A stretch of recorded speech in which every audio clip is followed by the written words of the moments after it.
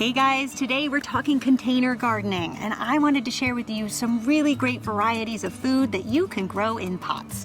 If you have a balcony or a sunny patio, there's so many things that you can grow that you will love eating all summer long. So if you are a beginner gardener and you're not really sure about this whole gardening thing, you can keep it really simple with just a pot of herbs. So right here I have got some oregano growing. This is Greek oregano, which I love to use in marinades as well as on the grill. It has such an amazing fragrance to it. Anytime you're cooking and you use fresh herbs, you're gonna really up your cooking game. Things will taste so much better, I promise, with just a little fresh herbs added to a dish. Another great thing about growing your own herbs is you can always get so many more interesting varieties than what you can buy in the supermarket. So chances are you go to the market and you're gonna probably have one choice of thyme. Here, if you grow your own, you can have some orange thyme or some lemon thyme. And that's what I'm growing here. So I've got some orange thyme here, and you can see it's starting to bloom, which makes it really pretty as well. And the orange thyme is just a beautiful fragrance to it. It tastes similar to just regular thyme, but it has a little bit of a citrus kick to it. And then I also have some lemon thyme, which you can see here. It's variegated, so it has a beautiful green and yellow coloring to it, and I love to use this just on top of a little lemon pound cake, which is a great recipe too if you haven't tried that. I'll put a link in the description. I also like these varieties, which is more the Mediterranean varieties of herbs, because they don't take a lot of water. Usually 3 times a week will do the trick, and herbs like to be picked, so don't worry about coming out and snipping and think you're not going to have anything left for the rest of the summer. It actually stimulates their growth, so go ahead and pick, snip, they love it. Okay, so now let's get to the veggies. Now, if you have a very sunny balcony, I'm going to show you 3 vegetables that love heat and will do very well. First up, an eggplant. Now, this might look like an innocent little eggplant for this big pot, but I tell you, eggplants really need room. You really only want to plant 1 per container, because after this thing gets planted, it's going to end up being about this big. So 1 will do ya, and then you'll probably get anywhere from like 4 to 20 fruit, depending on how prolific your eggplant is. And a lot of that has to do with how you care for it. So what we're going to do is we're going to take this pot. Okay, I'm going to get my gloves here out of my handy dandy little gardening stool. Is this not the coolest thing? I just found it online. I love it. It's a stool and then it holds all your tricks. Okay, I'm going to put on my gloves here. So I'm just going to add a little bit of this tomato vegetable herb fertilizer. I really like Dr. Earth. I use mostly all of their products. I think they're really great. It's all organic and it's great. Okay, so, and then we're just going to mix it in. Make sure it's well distributed. And then I do like to add a little bit of water just to make sure the soil is nice and moist. And the thing with eggplants is if they don't get enough moisture, you can end up with some pretty misshapen fruit. We've seen some funny ones in this garden, let me tell you. So you do want to make sure that you have nice moist soil and that you have soil that drains well. And that's another reason why I like to grow eggplants in pots, because typically, like, look, this soil is going to drain very well. A lot of my garden for years had clay soil, which took me forever to get rid of. And the only way to really get rid of clay soil is just by mixing a lot of compost, gardening for a lot of years, and putting in cover crops. And over time, that soil does improve. It's definitely a project. But you don't have that with a pot, so that's the great thing about container gardening. You can put in that beautiful soil. Okay, so see how happy it looks right there? And then the final step, and this is really important to do ahead of time because it gets really hard to do this after this plant starts to grow, is to put in one of these babies. And this, just want to be careful, it's just a ladder form. And what I like about it is as the plant grows, it's going to grow up and hang on these ladders so that as the branches start to grow out, it'll have a place where it'll support the plant. So you definitely want to do this ahead of time and get all the leaves sort of out from under it. Make sure you're not strangling anybody. There! Presto.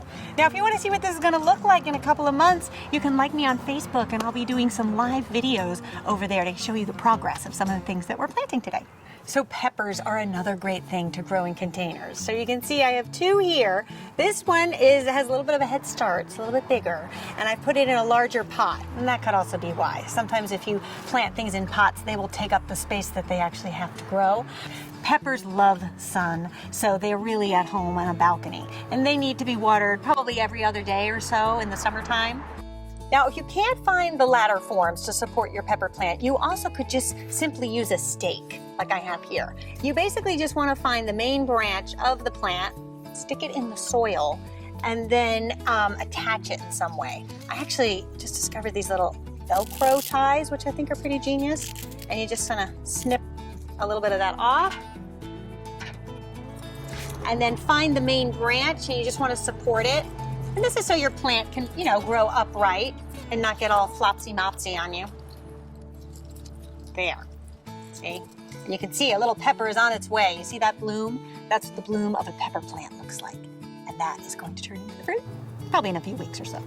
And lastly, another great vegetable to grow in a container is a cherry tomato. They are fantastic because they will give you little tomatoes all summer long.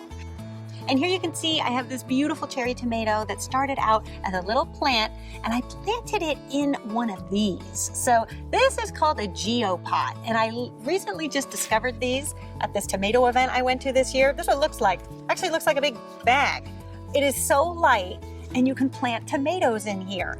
And what I love about this, for any of you city dwellers, you can just bring this up to your apartment and put this right on your balcony. No need to have to haul terracotta pots up to your balcony.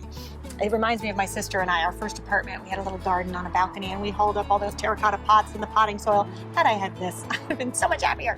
But this is great, and so far so good. What's nice about it is it allows the roots to grow up this way, and apparently it's going to give me more tomatoes. So we'll see. I haven't tried it before, but so far so good, and I think it's very promising. It's already started to bloom. There's nice little flowers there, and those blooms will eventually set into fruit. And you can see I have some fruit that is already forming. Now you can see I've put a cylindrical form on this cherry tomato. That's another key tip. You do need something to support it. And because they do grow a lot, I do like to have something that's going to kind of keep it in a little cage, as opposed to taking a bunch of stakes and sticking that in your pot. That could get a bit unwieldy with everything kind of growing in every direction. Now once your cherry tomato starts to either bloom or set fruit, you do want to give it a little bit of fertilizer. So the thing about tomatoes is you kind of need to keep them fed throughout the summer if you want to have a lot of fruit. So typically anytime the tomato is doing something, whether it be blooming or setting fruit, I do give it a little bit more food. So you can use the same stuff that you used on your eggplant, and all you're going to do is just a small amount, something like maybe this, maybe a quarter cup. And then you do want to spread it around. So you can use like a little claw, or you can even use your hands, and just give it a good rake. And there you go. Okay, so we've covered 3 veggies. Now let me show you 3 fruits that you could also grow on a balcony. So first up, the blueberry plant. Blueberries are a great thing to grow in pots. You can see here I have my little blueberry plant. It's so happy this year. You can see all this fruit that's setting. I think the reason why I had a lot of fruit this season, it's never looked like this, is because I added some lavender plants. So I was having some problems with some of my fruit setting. I also have apricot trees and plum trees on the other side of the garden, and I haven't seen fruit in a very long time. And somebody recommended get some lavender plants because it'll attract the bees, and it definitely has done that. I have many more bees in this garden this year than I've ever had, and I see many of my plants setting more fruit. So I do think there's something to that. So if you have room on the balcony, next to your blueberry plant, get a little plant of lavender. Maybe that'll do the same trick. The thing to know about blueberry plants is they do like very acidic soil. So when you get to your nursery, make sure you tell them that you're planting a blueberry plant and that you want some soil that's going to be good for that, and they'll give you a very acidic soil. But one of the things that I have also done that I think has also contributed to the health of this plant is every so often I'll feed it a little coffee. Because coffee is so acidic. So I'll take my morning coffee, these are my grounds from this morning, and I will leave them as is, and then I'll just fill this up with a little bit of water. See? Even plants need their morning coffee.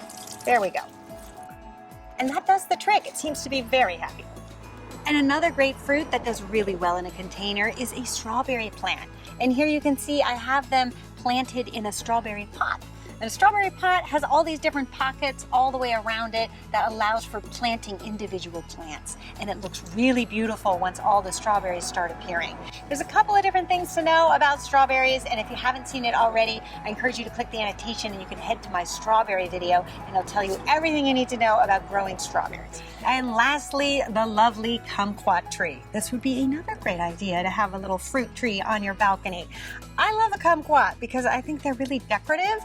I've cut mine or trimmed it in a way to make it look like a topiary. So in the winter, it does a little bit better and this is a bit fuller, but I do get kumquats twice a year, once in the winter and once in the spring. So what's a kumquat, you might ask? Well, this is what it looks like. You can kind of see some fruit is starting here.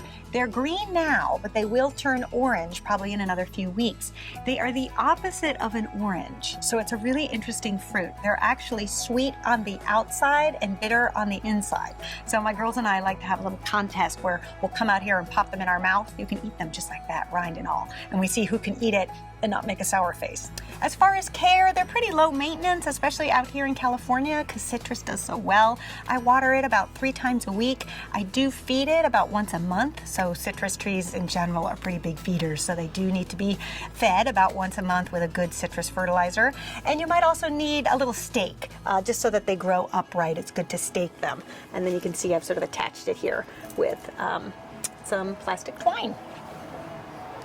So there you have it, my picks for things that are really simple and easy to grow on a balcony in containers. Certainly this is not an exhaustive list. If you want to know some other ideas, I'll put some links in the descriptions where you can read more about it. All right, you guys, thanks for joining me, and I'll see you next time here in Beth's Garden. Until then, bye.